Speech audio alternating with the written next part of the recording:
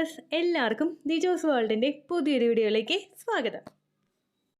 ഇന്നത്തെ വീഡിയോയിൽ സംസാരിക്കുന്നത് ഇംപ്ലാന്റേഷൻ സക്സസ്ഫുൾ ആയി കഴിയുമ്പോഴേക്കും നമ്മുടെ വജൈനൽ ഭാഗത്തുണ്ടാകുന്ന 3 പ്രത്യക്ഷമായിട്ടുള്ള മാറ്റങ്ങളെ പറ്റിയിട്ടാണ് കേട്ടോ. നമ്മളുടെ ഇംപ്ലാന്റേഷൻ നടന്നു കഴിഞ്ഞാൽ ഏറ്റവും കൂടുതൽ വേഗത്തിൽ ഒരു വ്യത്യാസം ഉണ്ടാകുന്ന ഒരു ശരീരഭാഗമാണ് വജൈന എന്ന് പറയുന്നത്. അപ്പോൾ അവിടെ ഉണ്ടാകുന്ന മാറ്റങ്ങൾ എന്തൊക്കെയാണെന്ന് നമുക്ക് നോക്കാം. വീഡിയോ നമുക്ക് സ്റ്റാർട്ട് ചെയ്യാം.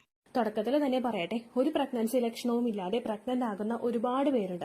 അതുപോലെ തന്നെ ഈ പ്രഗ്നൻസി ലക്ഷണങ്ങളൊക്കെ നിങ്ങളെ കണ്ടിട്ടില്ലെങ്കിലും നിങ്ങൾക്ക് പീരിയഡ്സ് ആയിരിക്കും വരാൻ പോകുന്നത്, അല്ലെങ്കിൽ ഈ മാസത്തെ ശ്രമവും കൂടി വേസ്റ്റ് ആയി പോയി, അല്ലെങ്കിൽ ഒന്നും റിസൾട്ട് കിട്ടിയില്ല എന്ന് ആലോചിച്ച് നിങ്ങൾ വിഷമിക്കരുത് കേട്ടോ. ഒരു തരത്തിലുള്ള പ്രഗ്നൻസി ലക്ഷണവും ഇല്ലാതെ പ്രഗ്നന്റ് ആകുന്ന ഒരുപാട് പേരുണ്ട്. അപ്പോൾ അങ്ങനെയുള്ള വീഡിയോസ് ഒക്കെ കണ്ടതിന് ശേഷം നിങ്ങൾ പ്രഗ്നൻസി ആയിട്ടില്ല, നിങ്ങൾക്ക് ഈ മാസത്തെ ആ ഒരു ശ്രമവും കൂടി വേസ്റ്റ് ആയി പോയി എന്ന് ആലോചിച്ച് ആരും വിഷമിക്കേണ്ട ആവശ്യമില്ല. നിങ്ങൾ പീരിയഡ്സ് മിസ് ആകുന്നു എന്ന് മാത്രം ശ്രദ്ധിക്കുക കേട്ടോ. അതുപോലെ തന്നെ ഓവുലേഷൻ കഴിഞ്ഞതിന് ശേഷം ഇത്തരത്തിലുള്ള വീഡിയോസ് കേൾക്കുമ്പോഴേക്കും നിങ്ങൾ സ്ട്രെസ്ഡ് ആകുന്നുണ്ടെങ്കിൽ, നിങ്ങൾക്ക് ടെൻഷൻ ആകുന്നുണ്ടെങ്കിൽ നിങ്ങൾ ഇത്തരത്തിലുള്ള വീഡിയോസ് കേൾക്കേണ്ട ആവശ്യമില്ല കേട്ടോ. ആദ്യത്തെ ടോപ്പിക്കിൽ സംസാരിക്കുന്നത് ക്ലിറ്റോറസ് പെയിനിനെ പറ്റിയിട്ടാണ്. ക്ലിറ്റോറസ് എന്ന് പറയുന്ന ശരീരഭാഗം നമ്മുടെ വജൈനയുടെ ഭാഗത്തായിട്ടാണ് സ്ഥിതി ചെയ്യുന്നത്. ഏകദേശം നമ്മൾ യൂറിനേറ്റ് ചെയ്യുന്ന ആ ഒരു ഹോൾ ഉണ്ടല്ലോ, അതിനേക്കാളും നേർ മുകളിലായിട്ടാണ് ഈ ഒരു ഭാഗം കാണുന്നത്. സ്ത്രീകൾക്ക് ഫിസിക്കൽ കോണ്ടാക്ട് ചെയ്യാൻ വേണ്ടിയിട്ട് ഒരാഗ്രഹം ഉണ്ടാക്കാൻ വേണ്ടിയിട്ട്, അല്ലെങ്കിൽ അവരെ ഒന്ന് ഇൻഡ്യൂസ് ചെയ്യാൻ വേണ്ടിയിട്ട് ക്ലിറ്റോറസ് ഭാഗത്ത് ഒന്നൊരു പ്രഷർ കൊടുത്തു കഴിയുമ്പോൾ, അല്ലെങ്കിൽ ക്ലിറ്റോറസ് ഭാഗം ഒന്ന് സ്റ്റിമുലേറ്റ് ചെയ്ത് കഴിയുമ്പോഴേക്കും പല സ്ത്രീകൾക്കും ഫിസിക്കൽ കോണ്ടാക്ട് ചെയ്യാൻ വേണ്ടിയിട്ടുള്ള ഒരു ആഗ്രഹം ഉണ്ടാകാറുണ്ട്. പ്രഗ്നൻസി ആകുന്ന സമയത്ത് പല സ്ത്രീകൾക്കും ക്ലിറ്റോറിസ് പെയിൻ ഉണ്ടാകാറുണ്ട്. ഇങ്ങനെ പെയിൻ അനുഭവപ്പെടാനായിട്ട് പലതരത്തിലുള്ള കാര്യങ്ങളും ഉണ്ട്. ഇതിൽ ഏതൊക്കെയാണെന്ന് നമുക്ക് ഡീറ്റെയിൽഡ് ആയിട്ട് നോക്കാം കേട്ടോ. ഏറ്റവും ആദ്യത്തെ ഒരു റീസൺ എന്ന് പറയുന്നത് നമ്മളിൽ ഉണ്ടാകുന്ന കൂടി വരുന്ന ബ്ലഡ് സർക്കുലേഷൻ. പ്രഗ്നന്റ് ആകുന്ന സമയത്ത് ഒരു സ്ത്രീയുടെ എല്ലാ ശരീരഭാഗങ്ങളിലോട്ടും ബ്ലഡ് സർക്കുലേഷൻ കൂടുതലായിട്ട് അനുഭവപ്പെടാറുണ്ട്. നമ്മുടെ ആ ഒരു ഫീച്ചേഴ്സിനെ ഒന്ന് ഹെൽത്തി ആയിട്ട് വെക്കുന്നതിനും, അതുപോലെ തന്നെ പ്രഗ്നൻസിയെ സപ്പോർട്ട് ചെയ്യാൻ വേണ്ടിയിട്ട് നമുക്കുള്ള മറ്റുള്ള അവയവങ്ങളെയുമൊക്കെ ഒന്ന് സപ്പോർട്ട് ചെയ്ത് കൊടുക്കുന്നതിന് വേണ്ടിയിട്ടാണ് ശരീരത്തിൽ ബ്ലഡ് സർക്കുലേഷൻ കൂടുന്നത്. കൂടുതൽ നമുക്ക് നേരത്തെ ഉണ്ടായിരുന്ന ബ്ലഡ് സർക്കുലേഷനെ അപേക്ഷിച്ച് കുറേയും കൂടി വേഗത്തിൽ നമ്മളുടെ ഹൃദയം ശരീരത്തിലെ ഓരോ അവയവങ്ങളിലോട്ടും ബ്ലഡ് പമ്പ് ചെയ്യുന്നു. നേരത്തെ എല്ലാം ഒരു പ്രത്യേക രീതിക്ക്, അതായത് ഒരു പ്രത്യേക സൈസിൽ ഉണ്ടായിരുന്ന നമ്മുടെ എല്ലാ വെയിൻസും ബ്ലഡ് സർക്കുലേഷൻ കൂടുന്നതിന്റെ ഭാഗമായിട്ട് ഒന്ന് എൻലാർജ് ആവാനായിട്ട് തുടങ്ങുന്നു. കാരണം ആ ഒരു കൂടി വരുന്ന ബ്ലഡ് സർക്കുലേഷൻ ഒന്ന് അക്സെപ്റ്റ് ചെയ്യണമെങ്കിൽ നമ്മുടെ വെയിൻസ് ഒക്കെ ഒന്ന് എൻലാർജ് ആവേണ്ടത് അത്യാവശ്യമാണ്. ഇത്തരത്തിൽ ഒരു എൻലാർജ്മെന്റ് നമ്മളുടെ ശരീരത്തിൽ ഉണ്ടാകുന്നതിന്റെ ഭാഗമായിട്ട് പല ശരീര അവയവങ്ങളിലും വേദന അനുഭവപ്പെടാറുണ്ട്. സെയിം ഇതേ മെക്കാനിസം തന്നെ ക്ലിറ്റോറിസ് ഏരിയയിലും നമുക്ക് ഫീൽ ചെയ്യാനായിട്ട് സാധ്യതയുണ്ട്. ഒരു പ്രഷർ പോകുന്നത് പോലെയുള്ള ഒരു വേദന നമുക്ക് ക്ലിറ്റോറിസ് ഭാഗത്തും പലപ്പോഴും പ്രഗ്നൻസി ആകുന്ന സ്ത്രീകൾക്ക് ഉണ്ടാവാറുണ്ട്. രണ്ടാമത്തെ ഒരു പ്രധാനപ്പെട്ട ഒരു കാരണം എന്ന് പറയുന്നത് നമ്മളുടെ ഹോർമോൺ വ്യതിയാനം. പ്രഗ്നന്റ് ആയി കഴിഞ്ഞാൽ മറ്റു പല ഹോർമോൺസും അവിടെ ഉയരാനായിട്ട് തുടങ്ങും. അതുപോലെ തന്നെ ഈസ്ട്രജൻ ഹോർമോണിന്റെയും പ്രൊജസ്ട്രോൺ ഹോർമോണിന്റെയും അളവ് ഒരേപോലെ തന്നെ ഇൻക്രീസ് ആകാനായിട്ട് തുടങ്ങും. ഇത്തരത്തിലുള്ളൊരു മാറ്റം എന്ന് പറയുന്നത് നമ്മളുടെ ശരീരത്തിനെ സംബന്ധിച്ചിടത്തോളം പ്രത്യേകമായിട്ട് നമുക്ക് പെട്ടെന്ന് ആ ഒരു സമയത്ത് ഉണ്ടായിട്ടുള്ള നമുക്ക് കോമൺ അല്ലാത്ത ഒരു മാറ്റമാണ്. ഇത്തരം മാറ്റമായിട്ട് നമ്മളുടെ ശരീരം പൊരുത്തപ്പെട്ടു വരുന്നതിന്റെ ഭാഗമായിട്ട് പല ശരീര അവയവങ്ങളിലും നമുക്ക് വേദനയും പ്രഷറും ഒക്കെ അനുഭവപ്പെടാനായിട്ടുള്ള സാധ്യതകളുണ്ട്. അപ്പൊ രണ്ടാമതായിട്ട് ക്ലിറ്റോറിസ് പെയിൻ ഉണ്ടാകാനായിട്ടുള്ള റീസൺ എന്ന് പറയുന്നത് നമ്മളിൽ ഉണ്ടാകുന്ന ഹോർമോണൽ ഫ്ലക്ച്വേഷൻസ് ആണ്. മൂന്നാമത്തെ റീസൺ എന്ന് പറയുന്നത് നമ്മുടെ ഒരു സെക്കൻഡ് ട്രൈമസ്റ്റർ ഒക്കെ തുടങ്ങുന്നതിന്റെ ഭാഗമായിട്ടും, അതുപോലെ തന്നെ ഫസ്റ്റ് ട്രൈമസ്റ്ററിന്റെ എൻഡിലും കുഞ്ഞ് വളരാനായിട്ട് തുടങ്ങും. ആദ്യത്തെ ഒരു പ്രഗ്നൻസിയെ സംബന്ധിച്ചിടത്തോളം നമ്മുടെ യൂട്രസ് ഒന്ന് നമ്മുടെ നേരത്തെ എത്രയാണ് സൈസ് ഉണ്ടായിരുന്നത് ആ ഒരു രീതിക്കായിരിക്കും ഉണ്ടാവുന്നത്. ആദ്യത്തെ പ്രഗ്നൻസിയിൽ നമ്മുടെ ഒരു കുഞ്ഞ് ജസ്റ്റ് ഇങ്ങനെ വളർന്നു തുടങ്ങുമ്പോഴേക്കും ആ ഒരു ഫീച്ചേഴ്സ് വളരുന്നതനുസരിച്ച് നമ്മുടെ താഴേക്ക് പ്രഷർ വരാനായിട്ട് തുടങ്ങും, ഡൗൺവേർഡ് ആയിട്ട് പ്രഷർ വരാനായിട്ട് തുടങ്ങും. ഇങ്ങനെ പ്രഷർ ഉണ്ടാവുന്നതിന്റെ ഭാഗമായിട്ട് ആ കുഞ്ഞ് കൊടുക്കുന്ന ഒരു പ്രഷറിന്റെ ഭാഗമായിട്ട് അവിടെ ആ ചുറ്റുമുള്ള മസിൽസ് ഒക്കെ ഒന്ന് വീക്ക് ആവാനായിട്ട് തുടങ്ങും, അതൊക്കെ ഒന്ന് വികസിക്കാനായിട്ട് തുടങ്ങും. ഇതിന്റെ ഭാഗമായിട്ട് നമുക്ക് ക്ലിറ്റോറിസ് പെയിൻ ഏർലി പ്രഗ്നൻസി സ്റ്റേജിൽ തന്നെ അനുഭവപ്പെടാനായിട്ടുള്ള സാധ്യതകളുണ്ട്. രണ്ടാമത്തെ ലക്ഷണം എന്ന് പറയുന്നത് വജൈനൽ ഇച്ചിങ് ആണ്. നമുക്ക് പല സ്ത്രീകൾക്കും പല സമയങ്ങളിലും വജൈനയിൽ ഇച്ചിങ് അനുഭവപ്പെടാറുണ്ട്. ഏറ്റവും കൂടുതൽ ഉണ്ടാകുന്നത് പീരിയഡ്സ് കഴിഞ്ഞിട്ടുള്ള സമയം. കാരണം നമ്മൾ പാഡ്സ്, അതുപോലെ മെൻസ്ട്രൽ കപ്സ്, അതുപോലെ ക്ലോത്ത് ഒക്കെ ഉപയോഗിക്കുന്നവരുണ്ടാകും. അതെല്ലാം ഉപയോഗിച്ചിട്ട് ആ പീരിയഡ്സ് കഴിയുന്ന ആ ഒരു സമയത്ത് നമുക്ക് ആ ഒരു മുറുക്കി വെച്ചതിന്റെയും പാഡ്സ് വെച്ചതിന്റെയും ഒക്കെ ഇറിറ്റേഷൻ കൊണ്ടിട്ട് പല സ്ത്രീകളിലും ഇച്ചിങ് ഉണ്ടാകും. ചിലർക്കെന്ന് പറയുന്നത് ഓവുലേഷൻ കഴിഞ്ഞതിന് ശേഷം ഇച്ചിങ് ഉണ്ടാകും, ഓവുലേഷൻ സമയങ്ങളിൽ ഇച്ചിങ് ഉണ്ടാകും. അപ്പോ പ്രധാനമായിട്ടും ഓവുലേഷൻ കഴിഞ്ഞതിന് ശേഷം ഇച്ചിങ് ഉണ്ടാവാനായിട്ടുള്ള ഒരു കാരണമായിട്ട് പ്രഗ്നൻസി ലക്ഷണം അവിടെ വരാറുണ്ട്. ഇങ്ങനെ ഉണ്ടാവാനായിട്ടുള്ള കാരണം എന്ന് പറയുന്നത് പ്രഗ്നന്റ് ആകുന്ന സമയത്ത് നമ്മളുടെ ശരീരത്തിൽ വജൈനൽ ഡിസ്ചാർജ് ഉണ്ടാവാറുണ്ട്. വജൈനൽ ഡിസ്ചാർജ് എന്ന് പറയുന്നത് നമ്മുടെ സെർവിക്സിൽ നിന്ന് വരുന്ന ഒരു ടൈപ്പ് ഡിസ്ചാർജ് ആണ്. ഈ ഡിസ്ചാർജിന്റെ അളവ് പ്രഗ്നന്റ് ആകുന്ന ഒരു സ്ത്രീക്ക് അതാകാത്തൊരു സ്ത്രീയെ അപേക്ഷിച്ച് കുറച്ചുകൂടി ക്വാണ്ടിറ്റി കൂടുതലായിരിക്കും. എല്ലാവരിലും പ്രഗ്നൻസി വജൈനൽ ഡിസ്ചാർജ് ഉണ്ടാകും എന്ന് നമുക്ക് പറയാനായിട്ട് സാധിക്കില്ല. എന്നാൽ അതുള്ള സ്ത്രീകളിൽ അതിന്റെ അളവ് എന്ന് പറയുന്നത് നോർമലി ഉള്ളതിനേക്കാളും കുറച്ചുകൂടി കൂടുതലായിരിക്കും. ഇങ്ങനെ ഡിസ്ചാർജ് വരുന്നത് പല സ്ത്രീകളിലും ഇച്ചിങ് അഥവാ ചൊറിച്ചിൽ ഉണ്ടാകുന്നതിന് കാരണമാകുന്നു. മറ്റൊരു ലക്ഷണമാണ് നമ്മളിൽ ഉണ്ടാകുന്ന ഹോർമോൺ ഷിഫ്റ്റ്. പെട്ടെന്നൊരു ഹോർമോൺ ചേഞ്ചസ് നമുക്ക് അവിടെ സംഭവിക്കുമ്പോഴേക്കും അതിന്റെ ഭാഗമായിട്ടും പലർക്കും ഇച്ചിങ് ചൊറിച്ചിലും അനുഭവപ്പെടാറുണ്ട്. മൂന്നാമത്തെ റീസൺ എന്ന് പറയുന്നത് നമ്മുടെ യൂട്രസിലോട്ട് ബ്ലഡ് സർക്കുലേഷൻ കൂടുന്നതോടൊപ്പം നമ്മുടെ സെർവിക്സിലോട്ടും നമ്മുടെ വജൈനയിലോട്ടും പ്രഗ്നൻസി സമയത്ത് ബ്ലഡ് സർക്കുലേഷൻ കൂടാറുണ്ട്. ഇതിന്റെ ഭാഗമായിട്ടും പലർക്കും വജൈനൽ ഇച്ചിങ് അനുഭവപ്പെടാറുണ്ട്. നാലാമത്തെ ഒരു ലക്ഷണം എന്ന് പറയുന്നത് ഈസ്റ്റ് ഇൻഫെക്ഷൻ ആണ്. പ്രഗ്നന്റ് ആകുന്ന പല സ്ത്രീകൾക്കും ഈസ്റ്റ് ഇൻഫെക്ഷൻ ഉണ്ടാവാറുണ്ട്. ഈസ്റ്റ് ഇൻഫെക്ഷൻ എന്ന് പറയുന്നത് നമുക്ക് നോർമലി ഏതൊരു സ്ത്രീക്കും അവരുടെ ഏതെങ്കിലും ഒരു ആർത്തവ കാലഘട്ടങ്ങളിൽ ഉണ്ടാകുന്ന ഒരു ഇൻഫെക്ഷൻ ആണ് ഈസ്റ്റ് ഇൻഫെക്ഷൻ എന്ന് പറയുന്നത്. നമുക്ക് കുറച്ച് തിക്കായിട്ടുള്ള വജൈനൽ ഡിസ്ചാർജ് ആയിരിക്കും ഉണ്ടാകുന്നത്. കുറച്ച് ചൊറിച്ചിൽ നമുക്ക് അനുഭവപ്പെടും. നമ്മളൊന്ന് ഹൈജീൻ നല്ലതുപോലെ ഒന്ന് ശ്രദ്ധിച്ചു കഴിഞ്ഞാൽ ഈ ഒരു ഇൻഫെക്ഷൻ പെട്ടെന്ന് തന്നെ നമുക്ക് അങ്ങോട്ട് മാറിപ്പോവുകയും ചെയ്യും. ഇങ്ങനെയുള്ള ഇൻഫെക്ഷന്റെ ഭാഗമായിട്ടും സ്ത്രീകൾക്ക് വജൈനൽ ഇച്ചിങ് അനുഭവപ്പെടാം. അതായത് നമുക്ക് വജൈനയിൽ ചൊറിച്ചിൽ അനുഭവപ്പെടാം. ആ സ്കിന്നിന്റെ ഭാഗത്ത് ഉണ്ടാകുന്നതിനേക്കാളും കൂടുതൽ ഉള്ളിലോട്ടുള്ള ഭാഗങ്ങളിലായിരിക്കും നമുക്ക് ഇച്ചിങ് അനുഭവപ്പെടുന്നത്. ഇങ്ങനെ കൂടുതൽ ഇച്ചിങ് വന്നു കഴിഞ്ഞാൽ നമ്മൾ കൂടുതലായിട്ട് നമ്മൾ ഇങ്ങനെ മാതിക്കൊണ്ടിരിക്കാതെ നമ്മൾ കുറച്ച് നേരിയൊരു തിളച്ച വെള്ളമൊക്കെ നേരിയ തണുപ്പുള്ള ചൂടുള്ള ഒരു വെള്ളമൊക്കെ നമുക്ക് ആ ഭാഗത്തൊക്കെ ഇട്ട് ഒന്ന് കഴുകുന്നത് നല്ലതായിരിക്കും. അതുപോലെ തന്നെ നമ്മൾ അണ്ടർവെയർ ഇടയ്ക്കിടയ്ക്ക് അതായത് ഒരു രാവിലെയും വൈകുന്നേരം എന്നുള്ള കണക്കിൽ നമ്മൾ മാറ്റുന്നത് നല്ലതായിരിക്കും. ഒരുപാട് ടൈറ്റുള്ള ഡ്രസ്സുകൾ ധരിക്കുന്നത് അവോയ്ഡ് ചെയ്യുന്നതും നല്ലതായിരിക്കും കേട്ടോ. മൂന്നാമത്തെ ലക്ഷണം എന്ന് പറയുന്നത് പ്രഗ്നന്റ് ആകുന്ന സമയത്ത് നമുക്ക് വജൈനയിൽ നിന്ന് അതായത് നമ്മുടെ യോനിയിൽ നിന്ന് ഡിസ്ചാർജ് ഉണ്ടാകും.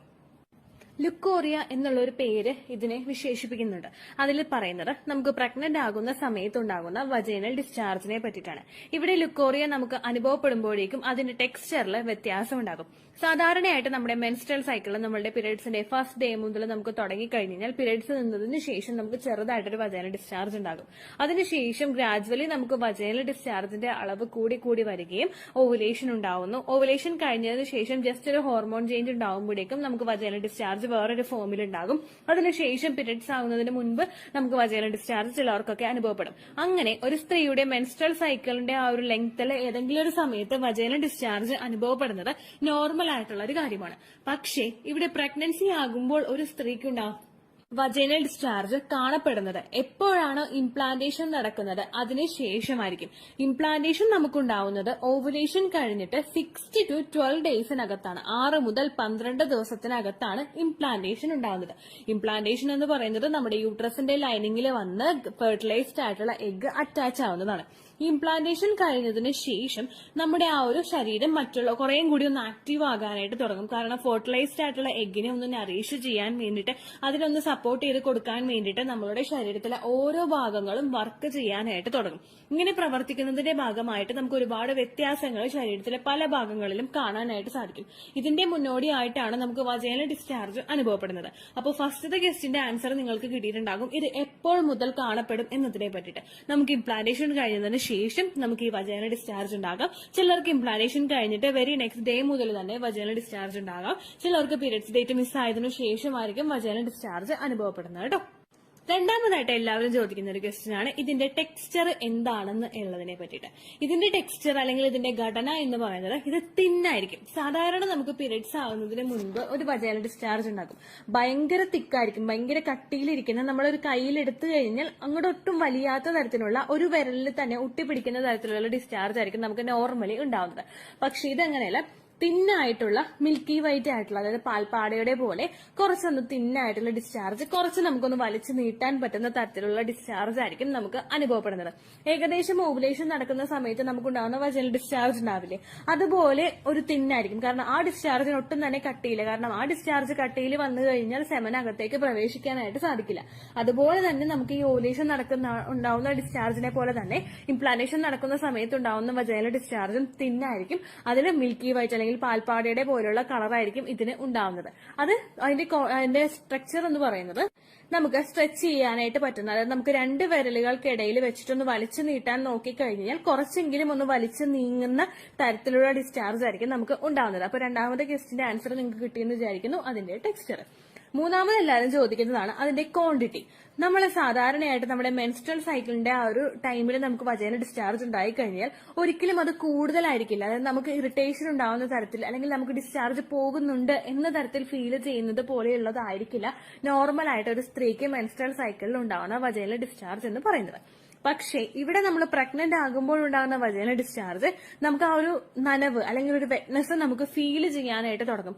നമ്മുടെ ആ പാൻറ്റീസിൽ ഇതായിട്ടുണ്ട് എന്നുള്ളൊരു സിഗ്നൽ നമുക്ക് കിട്ടുന്ന തരത്തിലുള്ള ഡിസ്ചാർജ് നമുക്ക് ആ സമയത്ത് ഉണ്ടാകാം. നേരെ മറിച്ച് നമുക്ക് പീരീഡ്സിന്റെ സമയത്തൊക്കെ ഉണ്ടാവുന്ന വജൈന ഡിസ്ചാർജ് ആണെങ്കിൽ നമ്മൾ ഈ യൂറിനേറ്റ് ചെയ്തിട്ട് അവിടേക്ക് ഒന്ന് ക്ലീൻ ചെയ്യുന്ന സമയത്ത് അല്ലെങ്കിൽ വജൈന ഒന്ന് വൈപ്പ് ചെയ്ത് ക്ലിയർ ചെയ്യുന്ന സമയത്തായിരിക്കും നമുക്ക് ഈ ഒരു വജൈന ഡിസ്ചാർജ് ഫീൽ ചെയ്യാനായിട്ട് ഐഡന്റിഫൈ ചെയ്യാനായിട്ട് സാധിക്കുന്നത്. പക്ഷേ ഈ ഡിസ്ചാർജ് അങ്ങനെയല്ല, നമുക്ക് അവിടെ ഫൈൻഡ് ഔട്ട് ചെയ്യാനായിട്ട് സാധിക്കും. നമുക്ക് ഐഡന്റിഫൈ ചെയ്യാം അത് പോകുന്നുണ്ട് എന്നുള്ളത് നമുക്ക് ഐഡന്റിഫൈ ചെയ്യാം. അതുപോലെ തന്നെ നോർമലി നമുക്ക് ഇതിന് മുൻപ് ഉണ്ടായിട്ടുള്ള വജൈന ഡിസ്ചാർജിനെ അപേക്ഷിച്ച് അതിന്റെ ക്വാണ്ടിറ്റി വളരെയധികം കൂടുതലായിരിക്കും. അതിന്റെ എന്താ പറയാ പോകുന്നതിന്റെ അളവ് വളരെയധികം കൂടുതലായിരിക്കും. ആ ഒരു ലക്ഷണം വെച്ചുകൊണ്ട് മാത്രം നമുക്ക് ഇത് പ്രഗ്നൻസി ഡിസ്ചാർജ് ആണോ എന്ന് മനസ്സിലാക്കാനായിട്ട് സാധിക്കും കേട്ടോ.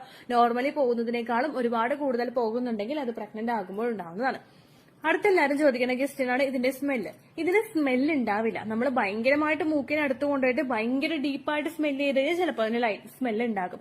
പക്ഷെ മറ്റതിനെ അപേക്ഷിച്ച് അല്ലെങ്കിൽ നമുക്ക് ഇൻഫെക്ഷൻ ആവുന്ന സമയത്തോ അല്ലെങ്കിൽ ഫൗൾ സ്മെല്ലോട് കൂടിയിട്ടുള്ളതോ അങ്ങനെയുള്ള ഒരു വജൈന ഡിസ്ചാർജ് ആയിരിക്കില്ല പ്രഗ്നന്റ് ആകുന്ന സമയത്ത് ഒരു സ്ത്രീക്ക് അനുഭവപ്പെടുന്ന വജൈന ഡിസ്ചാർജ് എന്ന് പറയുന്നത്.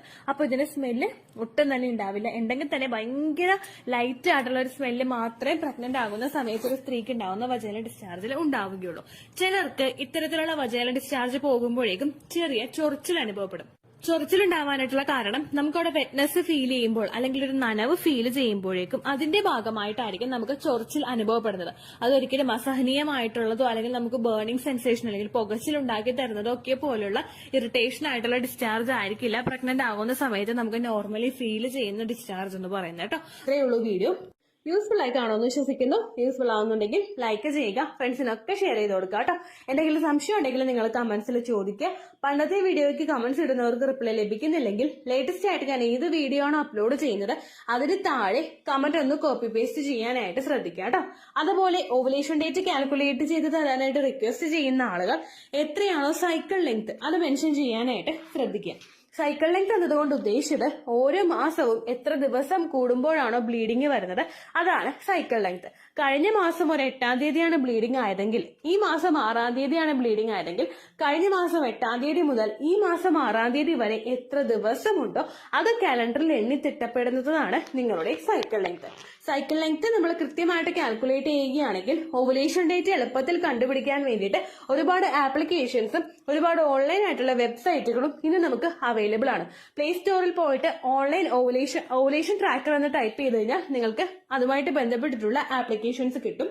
അത് പറ്റുന്നില്ല എങ്കിൽ ഗൂഗിളിൽ പോയിട്ട് ഓൺലൈൻ ഓവുലേഷൻ കാൽക്കുലേറ്റർ എന്ന് ടൈപ്പ് ചെയ്ത് കഴിഞ്ഞാൽ അതുമായിട്ട് ബന്ധപ്പെട്ടിട്ടുള്ള വെബ്സൈറ്റുകൾ നിങ്ങൾക്ക് കിട്ടും. അതിൽ നിങ്ങളുടെ ലാസ്റ്റ് മന്തിലെ മെൻസ്ട്രേഷന്റെ ഡേറ്റും ഒപ്പം ഞാൻ ഈ പറഞ്ഞ രീതിക്ക് നിങ്ങൾ കാൽക്കുലേറ്റ് ചെയ്യുന്ന സൈക്കിൾ ലെങ്ത്തും എൻ്റർ ചെയ്ത് കൊടുക്കുകയാണെങ്കിൽ നിങ്ങൾക്ക് കൃത്യമായിട്ട് ഓവുലേഷൻ ഡേറ്റ് കണ്ടുപിടിക്കാനായിട്ട് സാധിക്കും. ഫെർട്ടൈൽ ടൈം പീരീഡും നിങ്ങൾക്ക് കിട്ടും. അതായത് എത്ര ദിവസം മുതൽ കോണ്ടാക്ട് ചെയ്ത് തുടങ്ങിക്കഴിഞ്ഞാൽ നിങ്ങൾ പ്രഗ്നന്റ് ആകും എന്നുള്ളൊരു ഡേറ്റും നിങ്ങൾക്ക് പ്രോപ്പർ ആയിട്ട് കിട്ടും കേട്ടോ. ഇത് കാൽക്കുലേറ്റ് ചെയ്യുന്ന സമയത്ത് സൈക്കിൾ ലെങ്ത് കാൽക്കുലേറ്റ് ചെയ്യുന്ന സമയത്ത് നിങ്ങളുടെ ആ ഒരു കലണ്ടറിൽ നോക്കി തന്നെ നിങ്ങൾ കാൽക്കുലേറ്റ് ചെയ്യുക. പല മാസങ്ങളിലും 30-31 ദിവസമുണ്ട്. അതുകൊണ്ടാണ് അങ്ങനെ പറഞ്ഞത്. ഒപ്പം നിങ്ങൾക്ക് ബ്ലീഡിംഗ് തുടങ്ങിയ ദിവസത്തിന് വേണം നിങ്ങൾ ഡേ 1 ആയിട്ട് എടുക്കാൻ വേണ്ടിയിട്ട്. സ്പോട്ടിംഗ് തുടങ്ങിയ ദിവസത്തിനെ അതായത് ചെറുതായിട്ട് ഡിസ്ചാർജ് പോയി തുടങ്ങിയ ദിവസത്തിനെ നിങ്ങൾ കൺസിഡർ ചെയ്യേണ്ട ആവശ്യം ഇല്ല കേട്ടോ. അപ്പൊ ഇത്രയേ ഉള്ളൂ വീഡിയോ. അടുത്തൊരു വീഡിയോ ആയിട്ട് നമുക്ക് വീണ്ടും കാണാം. ബൈ.